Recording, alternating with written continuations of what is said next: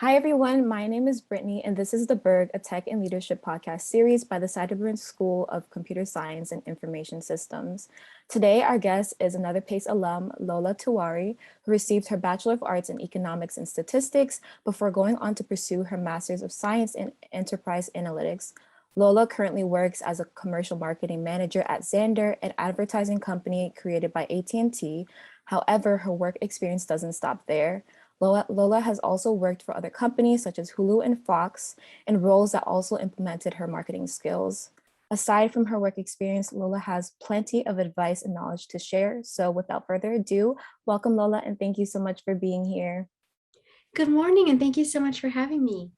Okay, so I really want to start with economics. High school senior, why economics for you? So it didn't happen at the start of college. It's really funny, and I feel like it's a very PACE specific story. So I started PACE, and I'm like, I'm ready to learn, ready to take it all in, but I don't know how I want to do that. So PACE allowed students to start as undecided, and where you got to explore a bunch of classes. So in taking that course and in talking to other students, I found out that there was this wonderful professor called Mark Weinstock, and he changed people's lives. So you heard glimpses of it. They're like, once you take his class, you're going to love econ, and that's going to be it. I said, you know what? I've got nothing to lose. Let's do it. So my sophomore year, I signed up for Econ 101, and Professor Mark Weinstock changed my life. I could talk about that for a long time, but one of the things that really hooked me was in the beginning classes we learned about, or it was an example shared about how everything is connected and we may not see at face value. So one particular example I remember that I will never forget, I think, of how powerful it was. I think in the 80s or 90s, there was something going on in Africa, and it was related back to the increase of gum prices in the US. So what happened was there was like a specific ingredient that was in like Winter Fresh and XYZ brands. And because of like a shortage or a change that influenced the price to go up by like 5 or 10 cents, and learning of like, wow, the world is so cool and connected and there's so much to learn. I was like, I love this. I think it connected to parts of my personality that I like wanted to grow. So I love thinking, I love analyzing. So I knew that in high school.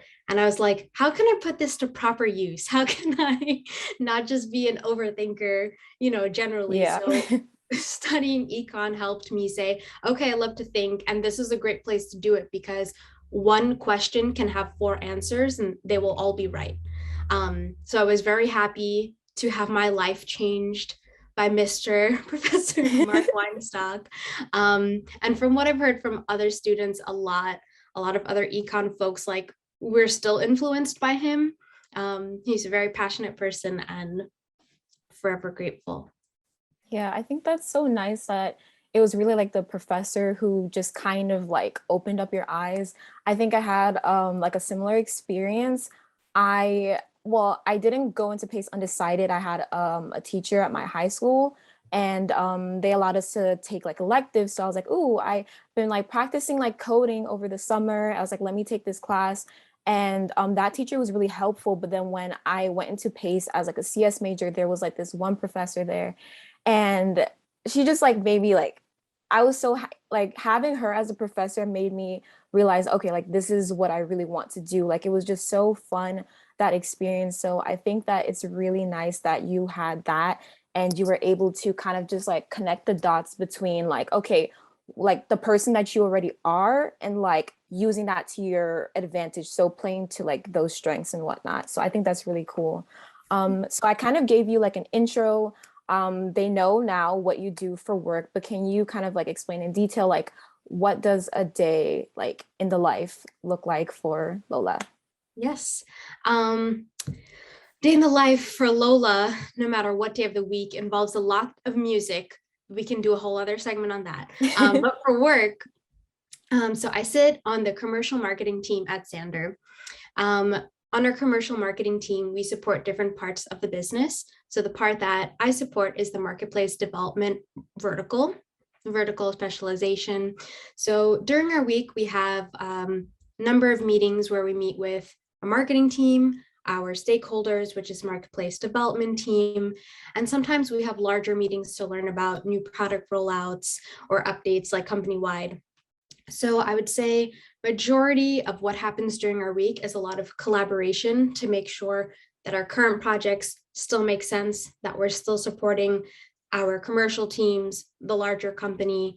So that involves maintaining current projects. So anything we have that's like ongoing, like we have a newsletter series that is a little bit different each month, but it has the same idea of like reaching out to customers to make sure they know like what's going on with us, what offerings we have.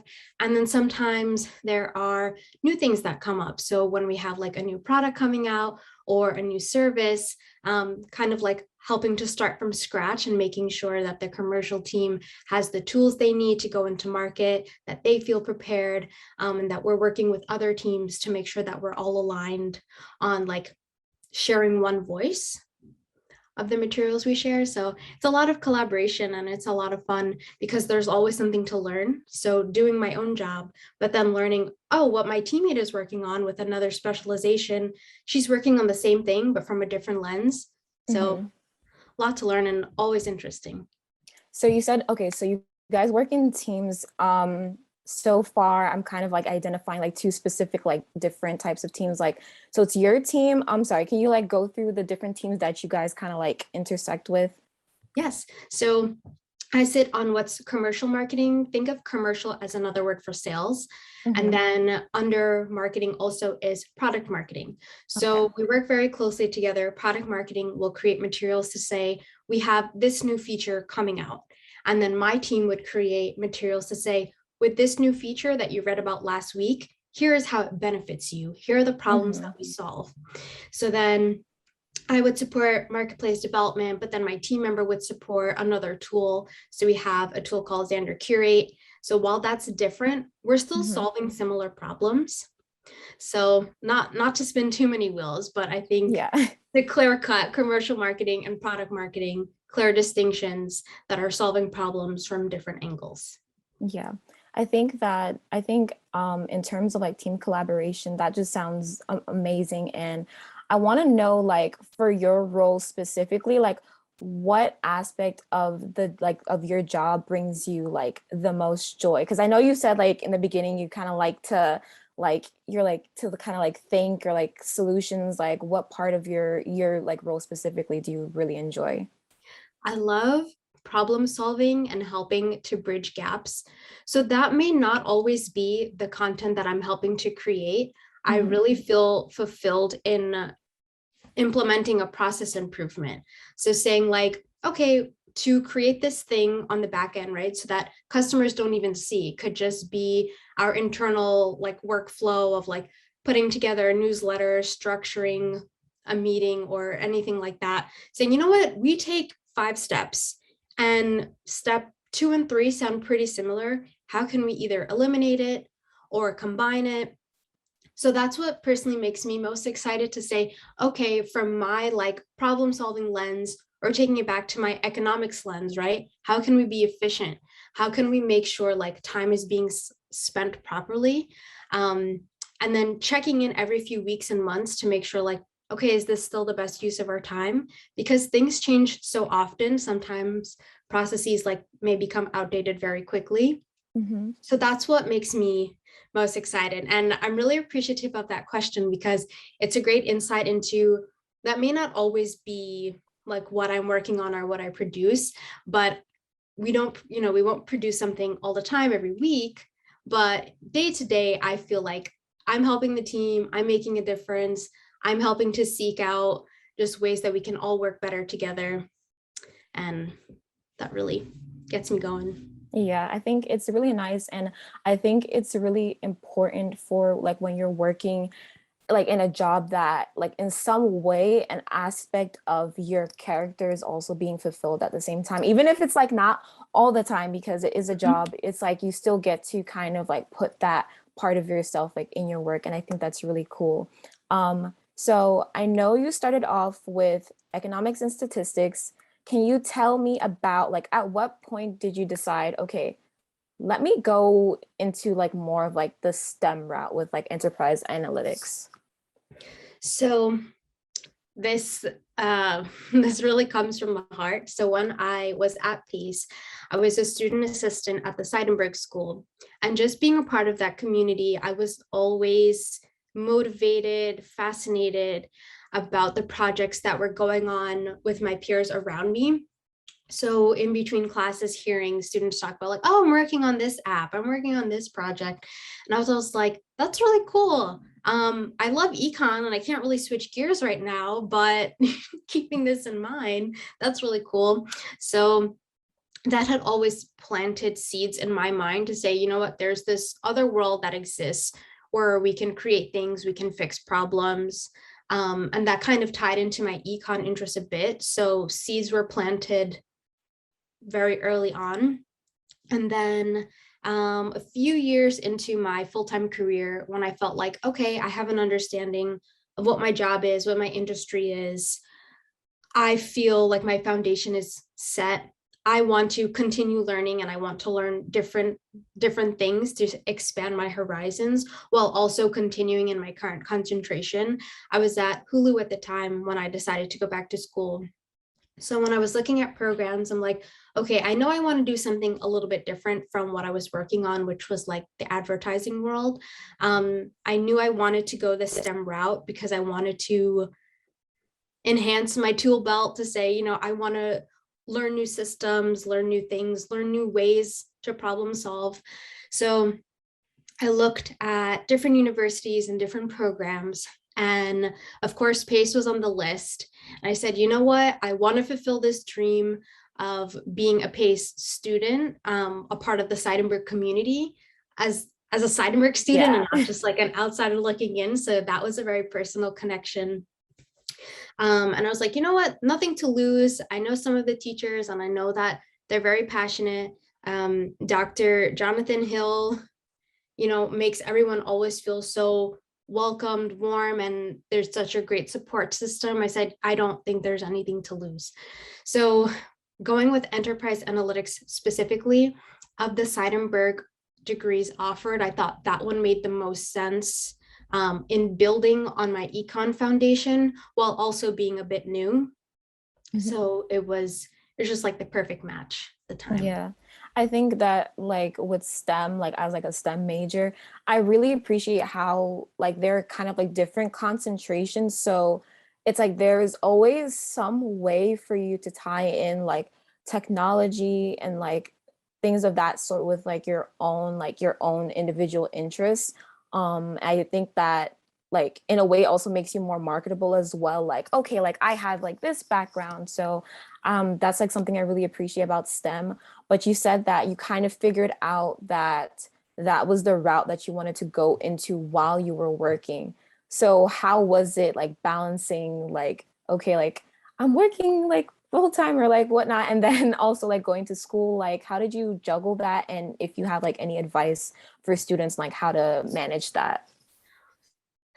Advice, Yeah. let's start there. Make yourself happy. So in whatever way that is, and that is a window into self-care and learning what works best for you. So for me, I mentioned earlier, I love music so heavily, like music is a form of therapy for me. So for me, how I would stay balanced is, okay, I have a 15-minute window before class starts and I just wrapped up work. I'm going to listen to my favorite artist. I'm going to just get in the zone. That worked for me. For someone else, it might be taking a walk, changing rooms. And I say changing rooms because most of my degree ended up being during the COVID pandemic. So we switched from in person to online and I was at home. It was a bit more invigorating when everything was in person because I was at work. And then when I kind of recharged, reset was on my commute to school. So just kind of like clear my head, get some fresh air, and then say, okay, 3 hours of this, let's go, I'm ready. Um, For balancing, I don't know if If anyone it's like really does that possible. well. Yeah.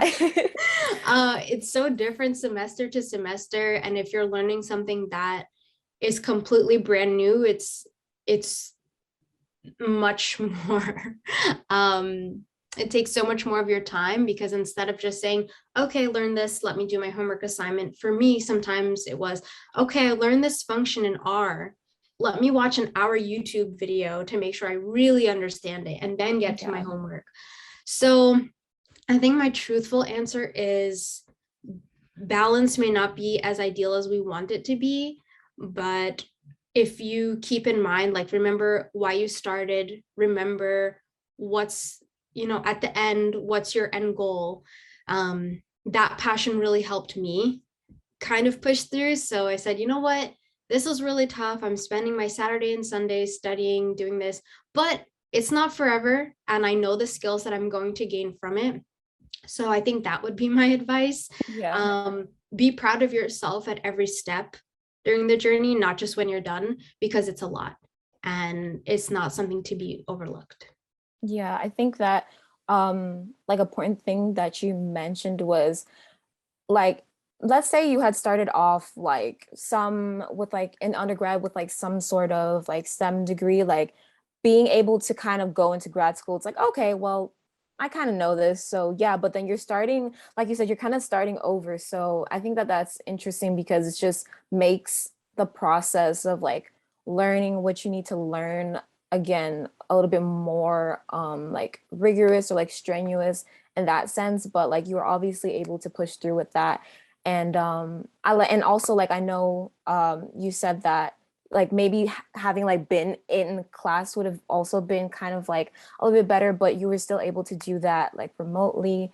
And I'm happy that you were able to kind of just like still like you said, balance in regard to that is difficult because I know I'm not working full time, but like even like part time and also like class like is already stressful. So I can only imagine like trying to do that and like obviously like the other adulting things that you like have to do and things of that sort. But yeah, but my question for you is I know that obviously like for undergrad, I'm assuming that like obviously that was like before COVID, like way before COVID. But like the difference, how would you describe like the difference in terms of your like undergrad experience compared to like grad school? Um, I know like it's different formats, but was it like more difficult than you like anticipated? Like how was that? Like do you feel like it's kind of different or do like those two different like do they kind of seem similar like the experience, like how do you feel about that? Off the bat, I think they're different in that undergrad, we have to do that, or Mhm. society tells us we have to do Yeah. it.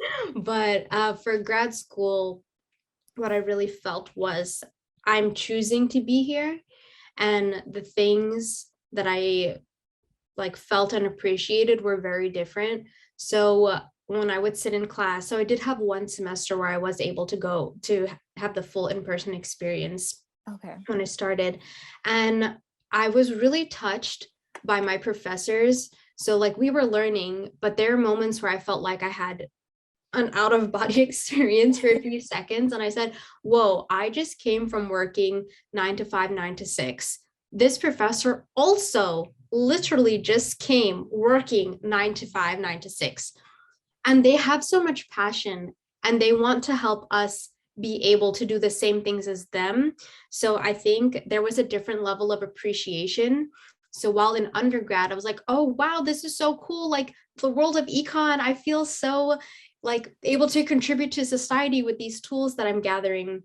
In grad school, it was more like, um, it was more like humane, I think, in saying like, we're choosing to be here, one. And I personally felt like this is so beautiful. I loved school, and that was also another big thing that helped me push through. It was like, you know what? I like the learning. It's hectic, Yeah. but I like that I'm learning. So being able to just appreciate um, the dynamic of what was happening was definitely not a mindset I had in undergrad, because undergrad was just like focus, finish, do what you have to do. I need to gather all the skills I can to get into the workforce. But in grad school, it was still important, right? You wanted to make the most of your time in class, but it was really different. Yeah. It was so much more beautiful because I was able to enjoy what I learned, and I didn't feel as pressured as like, oh, they're going to ask me about this in a job interview. It's I'm here because I'm choosing to be here, and sitting next to students who are also choosing to either start a new pivot in their career or build on a field they're already in, is a whole different kind of special. Yeah. Sorry, that derailed a bit. It Oh just no, got not at so all. Not at emotional. all. I really appreciate everything that you've said. Like for I mean, I'm also like considering graduate school, like going through that process. And I'm obviously like not in grad school as yet, but I would like to think that, like when I do, then I can kind of just like really go in and focus like on certain aspects because I think that like in an undergrad, it's like yes you're learning what you want to learn, but then there are also like these like general requirements on top of that as well. So even though you're like learning these things, it's like you're still not really like getting into like the root of it as much as you would want to. And like as you said, when you go to grad school you're choosing to, because I think that in general most people are kind of encouraged to go to college at least for undergrad. So then when you want to take it like that step further, like no one's really pushing you. Like, you have to be like, okay, this is something that like I want to do for myself. And I think that especially as like someone who started working first, it's like you already have that foundation, like you already have that set for yourself. So for you to go back, it's like, okay, no, this is really for me, compared to maybe let's say like someone who like is going from undergrad straight into grad. Maybe they might be thinking more so about, okay, like I have to like do like accomplish these things, whatever, so that I can get into the work field, but you're already in it. So it's like you don't really have like that pressure of like, okay, if I don't do good at this, like I don't know how I'm gonna progress. Like you're good. So I think that that's really amazing. So yeah, you said like the workforce, you're already in that.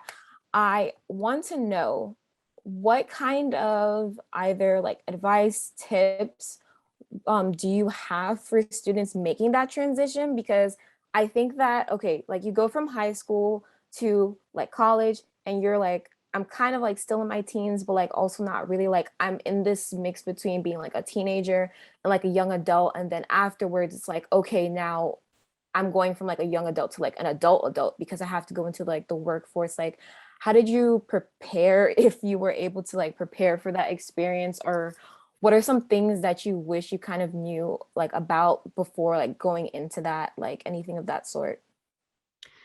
I think a wording you used a little while ago is a big part, like doing it because you want to. And I did that like by choice, but I acknowledge that maybe other people, it may not be by choice. Sometimes in certain fields, like you need to reach a certain level of study for your career. So I don't want to make light of like, I went for a choice and that's always going to be it.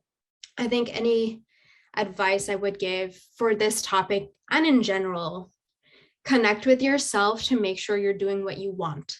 Because if you're doing something because your favorite character in a book or TV did that, right? So let's say Rory Gilmore, for example.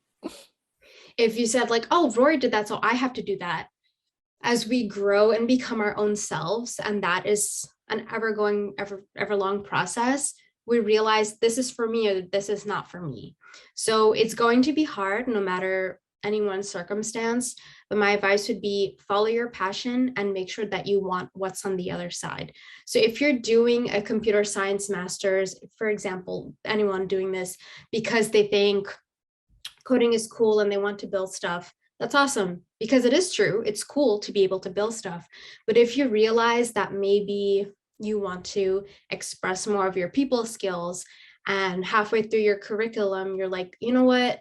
This is very like solo focused, where I'm working by myself and this doesn't feel like a personality fit. I think my advice would be realize it's never too late to adjust. So that doesn't mean stop your degree halfway through, right? Yeah. That may not be an option, but say, okay, I'm going to finish this and I'm going to gear my next steps toward using my skill and my not personality, but what I enjoy Yeah. for different things. So maybe product design or product management, right? So where you do get to interact with people, but also use your knowledge.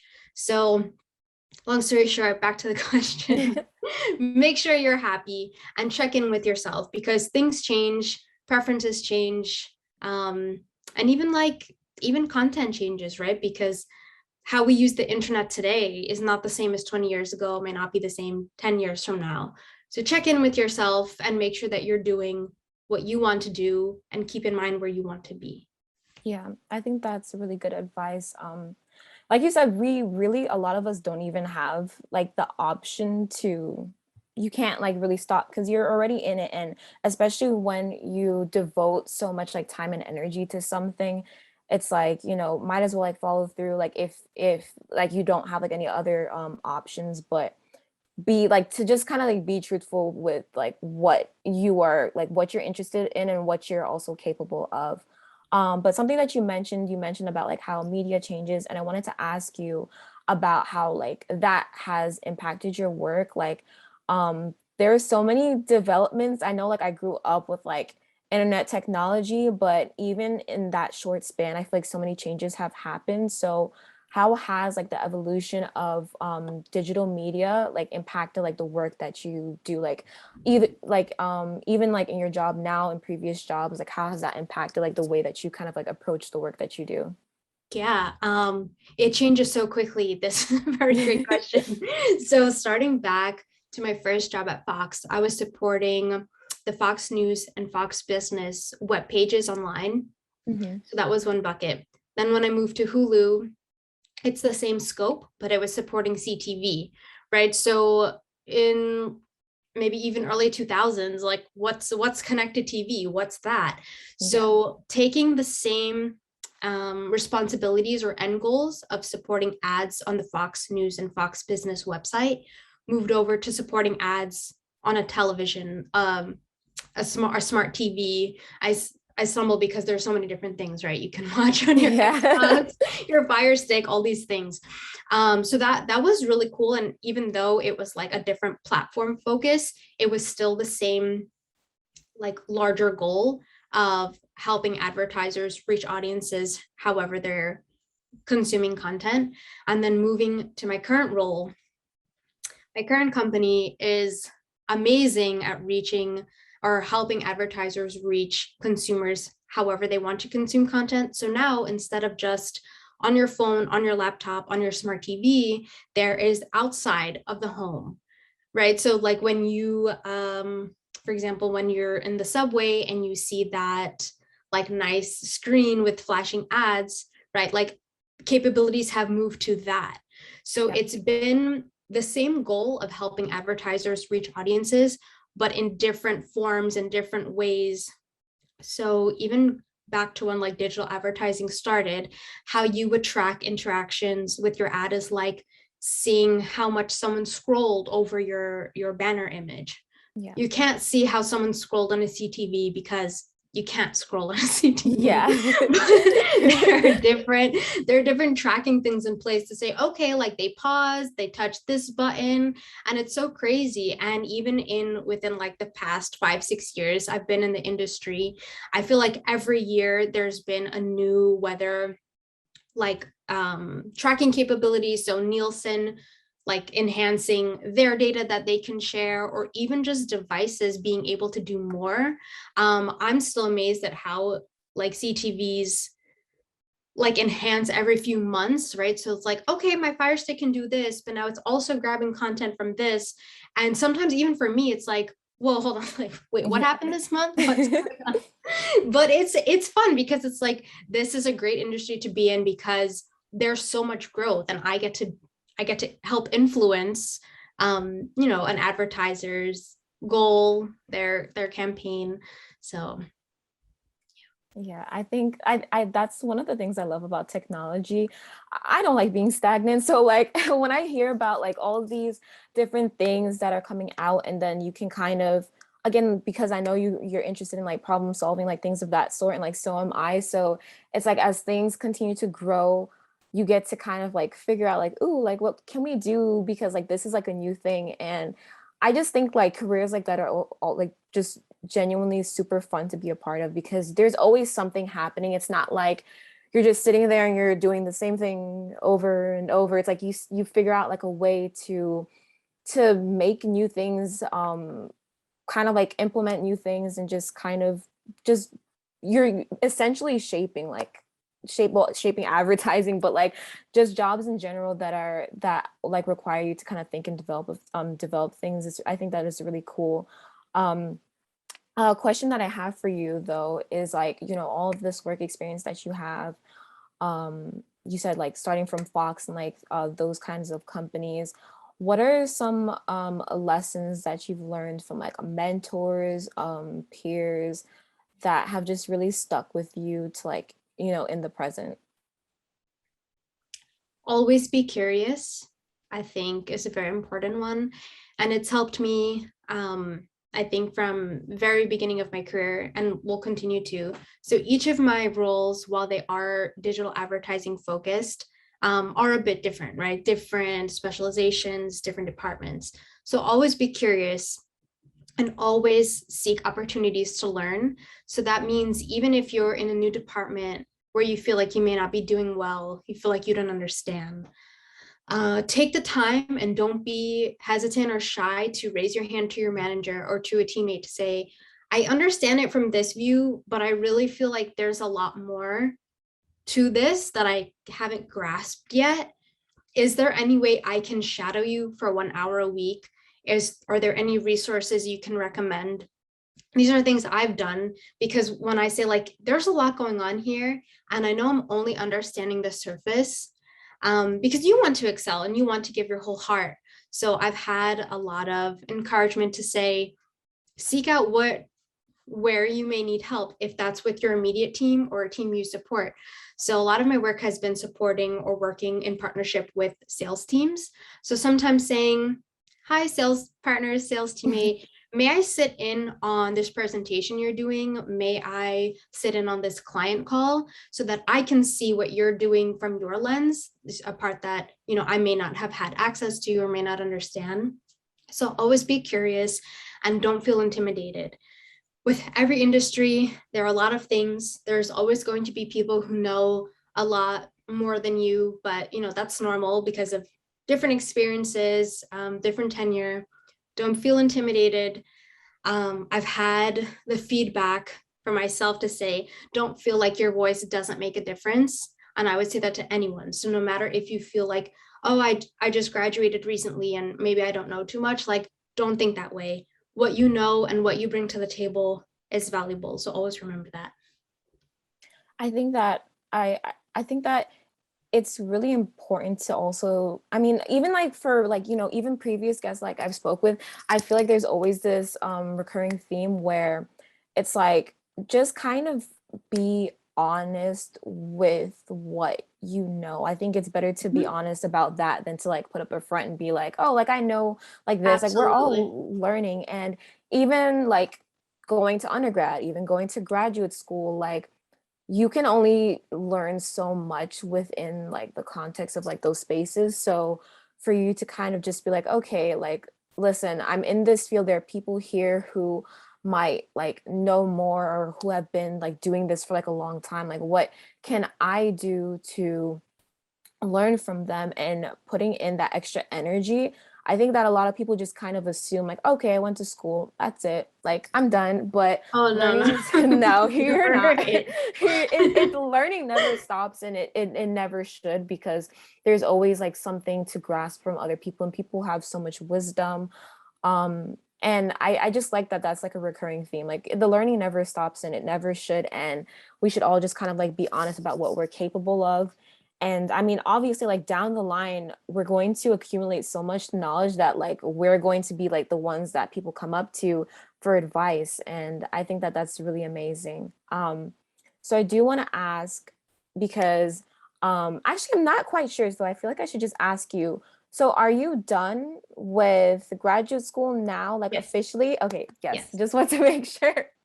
Yeah, so now that you're done, you have that under your belt and everything. My last question to you, you can answer this to the best of your ability, but because now that that's out of the way, what or what advice would you have for kind of maintaining that work-life balance within a society that's very, I guess, like hustle driven, but also just like just a society where like progression is always like the forefront. Like, what do you do to kind of just like take a step back and just like reconnect to yourself like outside of like, the work environment? I love this question, and this is a question I would love to ask people as well. And I say that because there are so many answers that I'm sure are so strong. But what I would say is think of the pie chart analogy. It could be a pie chart or an actual edible pie. So we have 100%, right? And if you're maxed out at 100%, you can't give and you can't take. So I said pie because I love pie, love desserts. Yeah. So think of that. So if I'm at 100%, I'm not being very useful. I'm not going to be helpful to my team, not going to be helpful to the people in my life. And then if something's being shared with me, I'm maxed out, I can't take it in. So what can I do to recharge? How can I get 10% back for myself? And this comes back up with a theme we talked about a little bit earlier of checking in with yourself and being honest. Only you know, and only you will ever know how you feel when you're maxed out. I think society doesn't really like broadcast us putting ourselves first because there is so much to do. But we really have to take responsibility and say, you know what, I have to step back because in order for me to be the best person, the best friend, the best partner, best daughter, I have to step back. I have to shut down. So if that means I have to go for a walk for an hour, if I have to sleep earlier, everyone's going to have a different answer for what's right for them, but you have to be in touch with yourself and you have to seek that out, and don't feel bad for it. So I guess this is where the advice part would come in. Don't feel bad for saying, you know what, I can't work until 6 today. I need to work until 5 because I need to reset. I want to do this workout. I want to do some yoga. And it's very normal. So don't feel hesitant that someone's going to say, that's terrible, you can't do that, Yeah. right? Because on the other side of who we're telling, if it's our manager, family, or friend, it's another human. So they're doing the same thing, or hopefully the same Hopefully, thing for yes, hopefully. themselves, hopefully. So just realize that, right? Like, we're a community, we deal with technology all the time, but behind the technology, behind the screen, are other human beings just like us, and having empathy for ourselves. I think I that's think important. that's, yeah, I think that's amazing advice. And I'm so happy that we're kind of in like this phase where self-care is being promoted because I feel like I've been hearing about it like over the past couple of years, but even before then, I'd never really used to hear it like spoken about a lot. And I know like there are people I know like this now in college, but even I remember in high school, there are people who they used to kind of use like being like, I don't know, like sleep deprived, stressed as like a flex. And I don't really think that it is. It's like they'll like people compare, yeah, I only slept like, 3 hours last night, but I got like all of these things done. And that was like really concerning. And I was like a part of that like subset of people. But I think that as you continue to grow, and also as you continue to get older, I don't think that people we just naturally don't have the energy for certain things anymore as much as we try to. So I think that on like again, being honest about how you feel, because like you said, if you do not feel like if you're not like feeling like yourself in general, how are you supposed to perform well? Like I've noticed that like if I'm really tired or like really hungry or whatever these like other factors like are not being fulfilled or not being met, it impacts like what you're able to do. And I think that it is important for, again, like you said, to be honest, but to be vocal about our needs. Like, okay, you know what? I No, I said like I was gonna do this, but honestly, like right now, I'm just like literally not well enough to do that. Like, let me take this moment to rest, and then afterwards, like I can get into it and do it like to the best of my ability. So I think that's really amazing advice. All of the advice that you've given has been so helpful, and I'm so grateful that you agreed to talk to me. I love having these kinds of conversations. I feel like I learn something new every time I talk to a new guest, and you were just amazing to have on. So thank you. Thank you for having me. And I do want to end with one thing. When you Yeah. mentioned being a part of the subset of folks who feel like it's a bit of a flex, I've certainly been in that group as well, being a bit younger and being in high school and saying, yeah, I have this GPA and I'm managing these 5 extracurriculars. And I think because I did that, I was able to grow into the version of me today who's like, you know what? I did all of Flex. that, but how can I, going back to the pie, right, the 100%, how much can I give and how much can I receive? I Going through that helped me say, you know what, I want to live a little bit differently. I want Yeah. to be a different version. So thank you for sharing and helping me connect and bring that to life a little bit more. Yeah, for sure. So again, thank you.